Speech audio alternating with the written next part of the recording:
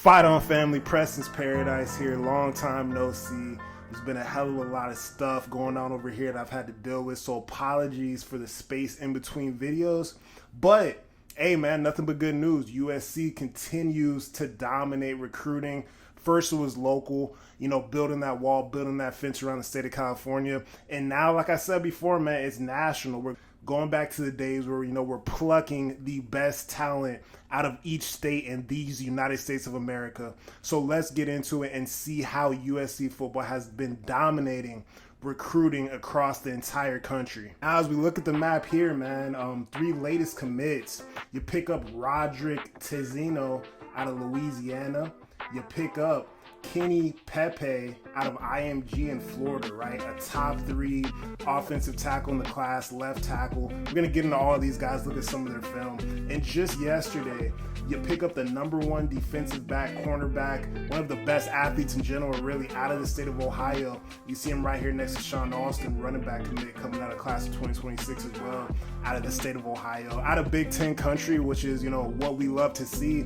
I love the fact that when we are plucking, when we are going into different states, we're getting kids that are used to this weather, used to this conference, you know what I'm saying? In Elbert Hill, man. So we're going to get into all of these guys and, really look at some of the film and talk about some of the things they did last year in high school. Gonna start first with this wide receiver prospect out of Louisiana, Rodri Toeno.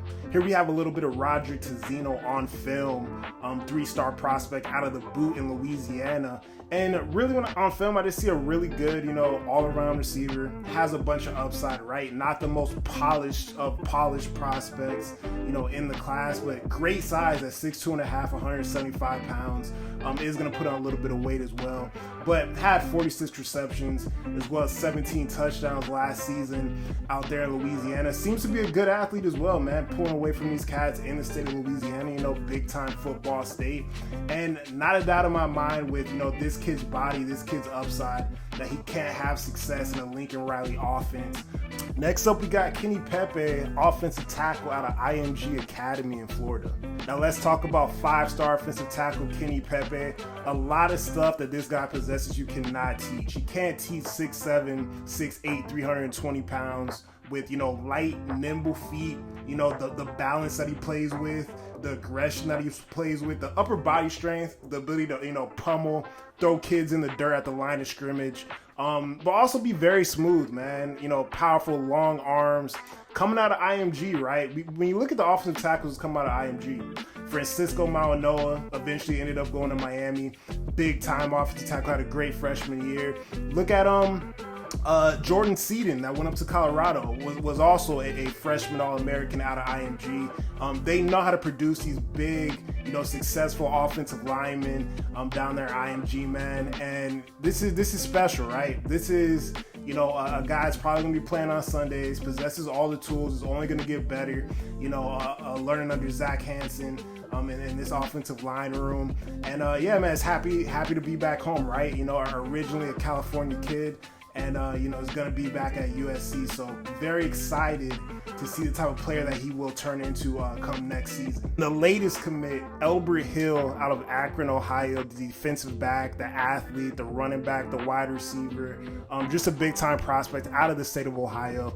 Let's look at some of the stuff that he's done on film and just really the type of player that this guy is. Now, USC is bringing in another athletic, versatile, I want to say cornerback prospect because, he is the top cornerback prospect in the state of Ohio, but versatile athlete. He's going to be playing corner most likely at the next level, but you see him here on film playing on the offensive side of the ball, playing the running back position, playing the wide receiver position, but you see the ball skills here at the cornerback position, going up, making a play of the ball, high pointing the ball, causing a turnover here. You see the balance, here at the cornerback position, playing outside, getting a hand on the shoulder, coming up, making another play on the ball here. Excellent play. Hell of a player, man. Elbert Hill, hell of a player. There was rumors, everybody in the country was going after him and, ended up at USC. And I talk about Big Ten country here, playing in the snow at the University of Akron, man, making another play on the ball. Just very satisfied the type of athletes, the type of players that we are getting in this class, man. I think this may be one of the greatest defensive back recruiting classes that the University of Southern California has ever seen. I'm going to be doing a video on that very soon. Kind of just putting all these guys together, placing them on a defense and seeing where they can all fit together. But this is what I'm talking about right here. This is dog work. This is dog mentality. These are the type of players that you want to bring in the program that are going to chase guys, from the other side of the field and make plays on the ball when, all hell, breaks loose or, things may be lost out there on the football field. You're making a play there to save a touchdown. So big time player in Elbert Hill, 4-star prospect. 5'10", 175 pounds.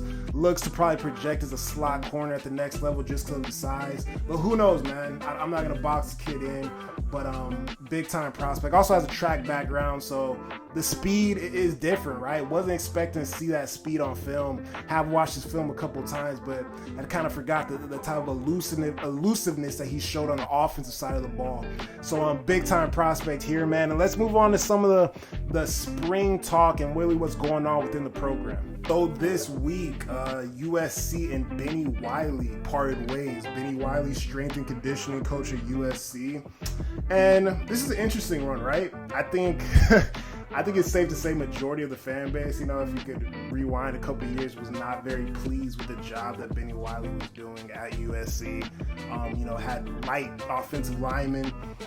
Things weren't really working, right? We were kind of, perpetuating and going on with this soft mentality.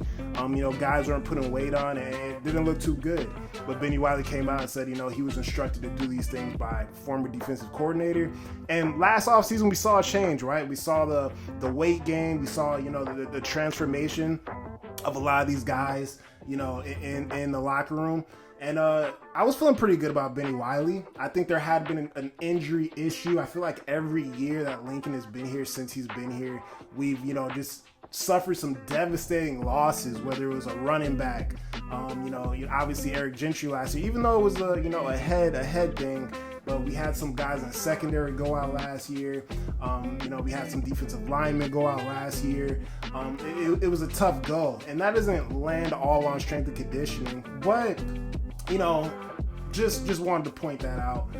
With Benny Wiley out, there's a lot of guys on this team and all this roster, like, Dev Tompkins, like incoming freshman Elijah Vacona, that, had journeys with Benny Wiley and, saw progressions and improvements to their bodies and to where they want to be in the future physically. So those guys came out and, said their pieces. Was, other Trojans on the team.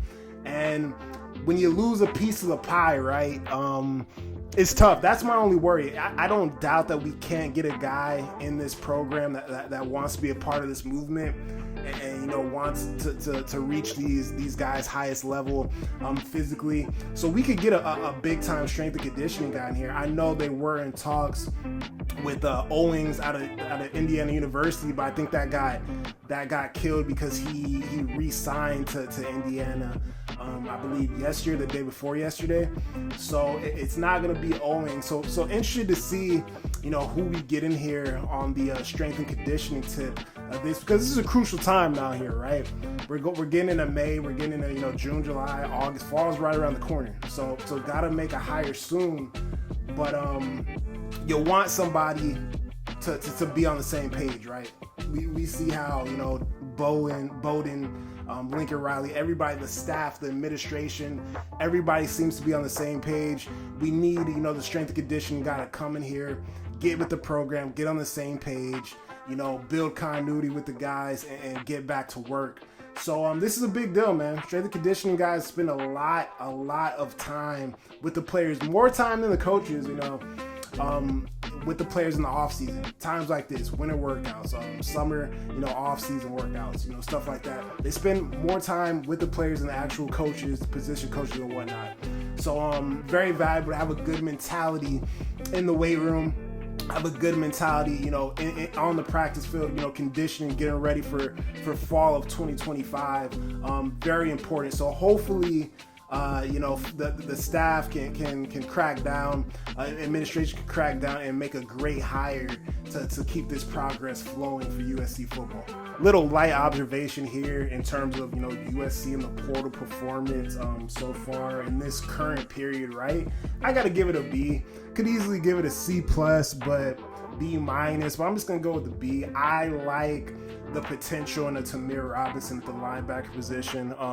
Those people at Penn State were very, very hurt and felt like he was gonna be in the rotation, felt like he was a future backer. In my personal opinion, to be honest, I still feel a way, and I'm just gonna throw this in here. I still personally feel a way about Elijah Newby, going to the defensive line. I personally don't like that. I don't like that move. I would have liked him to stay in the linebacker room, but that's neither here nor there. Regardless, like the pickup by Tamir Robinson, and like Kenny Urlacher, right, at the safety position, a young player, tremendous upside. Obviously, we know he has the pedigree. Being who he's related to and whatnot, he's ready for the moment and has shown some cool stuff on film.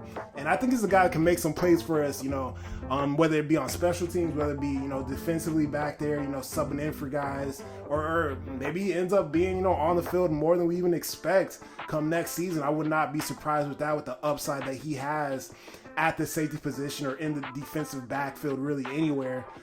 Zacharias Williams, wide receiver, didn't have much production, but he's a Cali kid, and it's good to just have guys with some experience in that room because anything could go wrong, right? You're gonna have a lot of young players in that room next season, so think he can develop, and I have a lot of faith in any wide receiver that comes into this offense. They're usually going to be put, in a great position to succeed because you're going to have a guy back there at the quarterback position that can sling the football for, what I believe to be the greatest offensive mind in the entire country in Lincoln Riley when it comes to offensive football and college football. So right now, got to give it a B. Still need a linebacker. Would still even like, another reinforcement on the defensive line or, an experienced cornerback as well. So, that's how I'm feeling about that so far. And we can carry on to, some of my observations post-spring and who I'm feeling very positive about going into the summer. All right, some post-spring risers. I got Devin Tompkins, man, defensive tackle, defensive end, Devin Tompkins. Saw a lot of stuff from him this spring that, kind of reinforced some things for me and kind of made me remember, the type of plays that he was making last year, how active he was, and how consistent he was getting in the backfield. Not necessarily always making a play in the backfield, but getting in the backfield. And I think you will see that start to change come next fall. I think you will be seeing him making more plays. He seems to have taken on a bit more of a leadership role as well. So that makes me feel a lot better about his production on the defensive side of the ball. Offensive guard DJ Wingfield, right? Now, I'm not gonna sit here and lie. I was not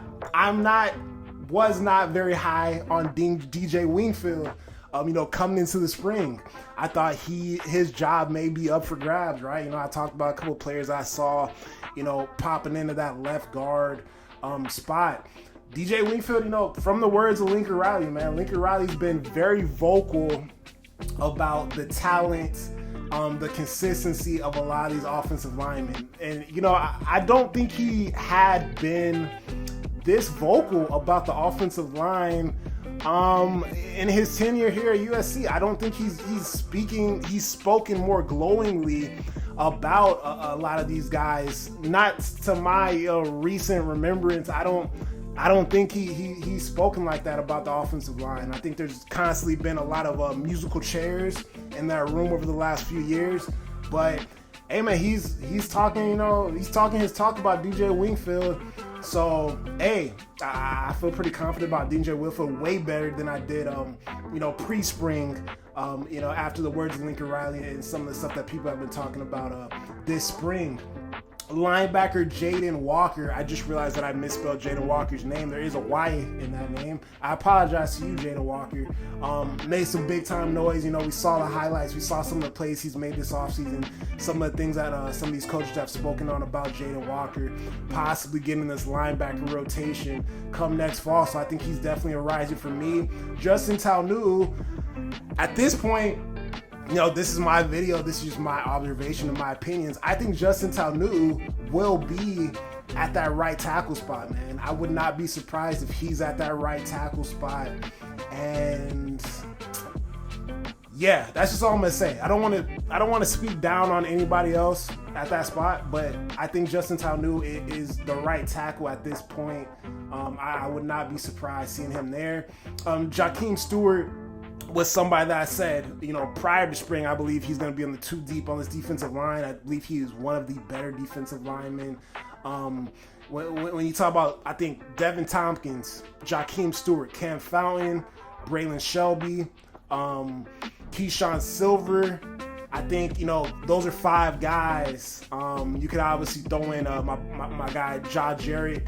You know, 6 defensive linemen. Those may be the top 6 right now for me on that defensive line. Jakeem Stewart, obviously incoming freshman, but, you know, from the words of his teammates, from the words of the coaching staff, you know, just learning the defense, learning, you know, how to be a collegiate defensive lineman at light year speed, you know, mentally, physically, just learning and picking up the tools and the traits on the daily basis this spring has improved a lot. Floyd Bucard as well, incoming freshman defensive lineman out of Miami. You know, coaches have been saying great things about him. Lincoln's been saying great things about him and how much he's improved, how much his physicality was, you know, just stepping on as a true freshman, you know, similar to Jakeem. These guys were really kind of just ready, you know, the second they stepped on the practice field. Jaden Maiava, you know how I've, you know, beat the drum for Jaden Maiava, how I believe he's going to be the starting quarterback of this team, how I believe he will improve. Hey, man, the stuff I've seen on film from Jaden Maiava this spring has been beautiful. The throws, you know, he's also become more of a leader. The consistency seems like he's been there. I know he's talked about being hard on himself. The consistency has been there. I think he's really improved, man. I think Jaden Maiava is 2 steps ahead of every quarterback on this roster. I'll say it again. I believe Jaden Maiava is 2 steps ahead of every quarterback on this roster, just based off what I've seen in practice, just based off seeing what I've heard, you know, from a lot of these people on staff, a lot of people that have been at practice as well. I believe Jaden Maiava has really, you know, he's taken the step this spring, and you know, it's not over, right? You got another. This is the first step. Now you got, you know, summer, you know, going into fall. So continued progress for Jaden Maiava. Feel very good about him. Obviously, Cam Fountain, not really, you know, a riser. Cam Fountain and Jacoby Lane. We know these guys are going to improve, you know, this offseason. And Jacoby's going to be more consistent. I think he's going to really be, you know, in the discussion for one of the top 3 offensive, you know, players in the country, top wide receiver in the country. I think he's going to be in that discussion. And I think, you know, Cam Fountain's going to take a huge jump and really, you know, show how elite of a player he can be this fall, you know, coming up. So, yeah, that's how I'm feeling. I know I left a few cornerbacks up here. I heard good things about Braylon Conley. Heard good things about Marcellus Williams as well out of spring. So that's how I'm feeling. You know, a couple of guys I haven't really spoken on this channel that you know, had a good spring, man, and you know, seemed like they're trending in the right direction come fall. So appreciate you guys for watching the video, man. I know it's been a while. It's been nearly a couple weeks since I put some content out, but man, you know, work life is crazy around here. I'm gonna start, you know, getting videos and getting subjects done so I can just release them a little ahead of time.